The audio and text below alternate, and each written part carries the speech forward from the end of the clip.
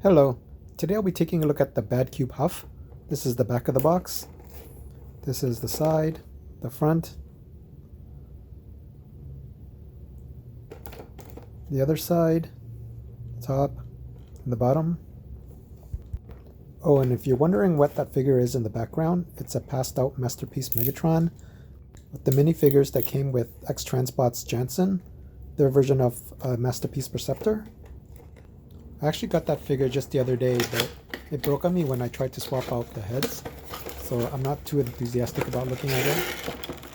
And maybe I can do a video so that other people won't make the same mistake. And here's Huff out of the box, and he comes with an instruction booklet and a couple of cards.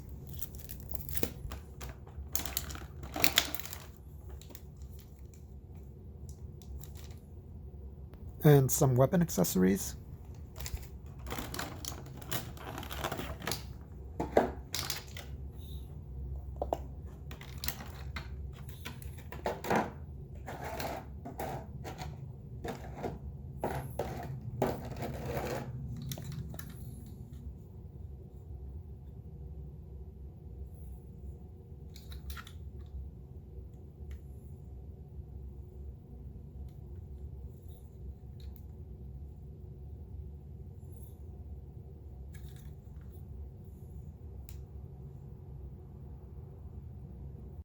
So here he is with everything that comes in the box. He comes with 2 bio cards and an instruction booklet. He comes with 2 guns and an additional screaming face.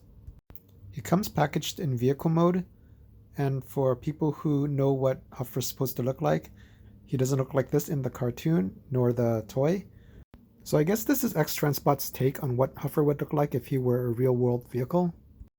But to me, if you're going to make a vehicle look like a real-world vehicle, you should have a lot of details, and this truck doesn't really have a lot of details.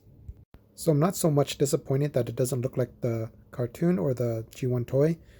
I'm more disappointed that it's lacking a realistic finish and details. The back of the truck has a bit of a gap, so it doesn't look too great. And here he is next to the War for Cybertron Kingdom Huffer, which I think is actually better looking in some ways. It has the more accurate slanted windshield, and I like the tint on the windshield. Here's what the G1 toy and cartoon looks like. So you can see that the War for Cybertron figure looks actually more similar to these. Here he is compared to some other Autobot cars and trucks. And he can pull NP10's trailer, but not NP44's because it uses a different connection. Usually I don't do transformation for Masterpiece figures, but this one's pretty straightforward, so I'll give it a shot. First you want to pull out these side panels here, and then split the legs apart. Then you want to rotate down this trailer hitch. Just give you some room. And then you want to pull out these pieces at the back, which will become his feet. And then rotate out the toe. And same on the other side.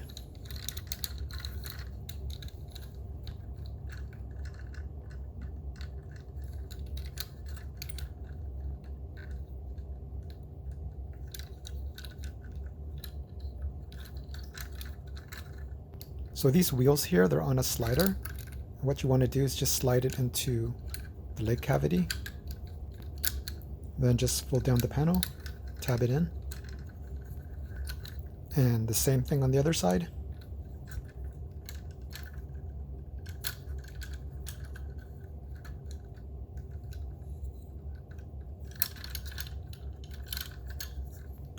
Oops, I don't think I have the wheel slid in all the way. Just make sure you have it slid in all the way.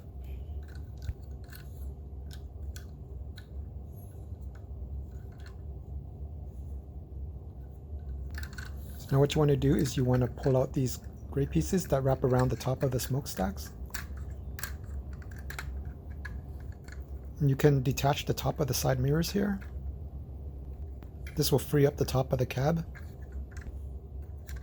You can just bend the side mirrors down and lay them flush on the side of the cab. So now you can pull out the top of the cab.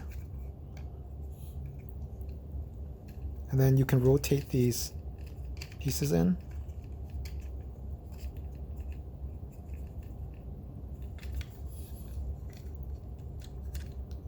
And now you can pull out the rest of the cab.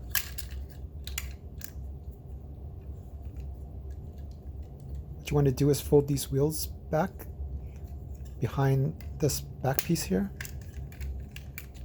Same on the other side. And there's a slider where you need to slide the wheels down.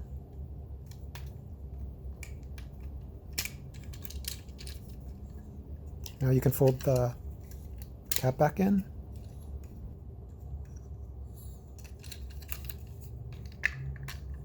There's a slider here at the back of the cab where you can push the top of the cab down to make it more compact.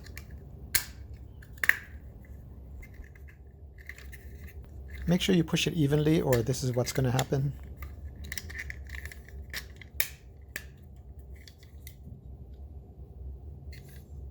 Straighten out the side mirrors.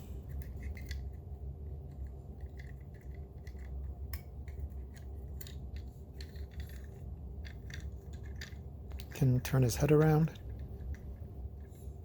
For his arms, you just want to fold in these shoulder pieces. Then straighten out the arms. Rotate the fists.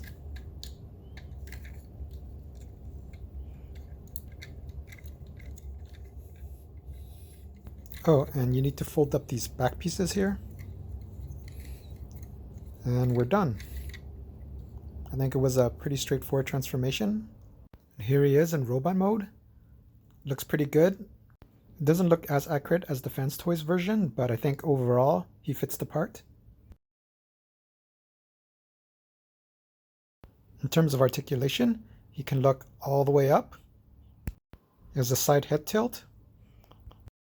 And you can look down a little bit. You can do a very nice walking or running pose because he has an upwards toe tilt. He has a 90-degree knee bend, but his thighs are kind of short, so they don't really touch the ground. But he can still kind of pull off this serenading or marriage proposal pose. He can pull off this I'm an angry superhero and I want to punch the ground pose. You can do a Jean-Claude Van Damme and a forward splits.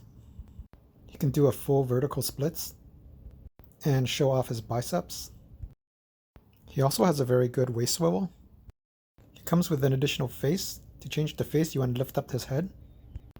Stick your nail under his chin and pull off the face. And now he has this angry yelling face. Grrr! He comes with this bigger gun with two handles that he can hold in both hands. I believe it's painted in this gunmetal gray. He also comes with this pistol in a nicely painted silver. He can hold both guns very securely in the typical Masterpiece tab into the hand system. Here he is next to the War for Cybertron Kingdom Huffer. And here he is with all my other Masterpiece mini-bots. With some other Autobots. I think this is a very good Huffer toy. And it looks very nice. And it's well built and easy to transform. But it's not as cartoon accurate as the Fans Toys version. So if you're really into the cartoon accuracy, I think you would probably go with the Fans Toys version if price was not an issue. Personally, I don't think the extra cost for the Fans Toys version is worth it, but I guess it's up to you whether you really like this character or not. And I think that's about it for this video. Thanks for watching.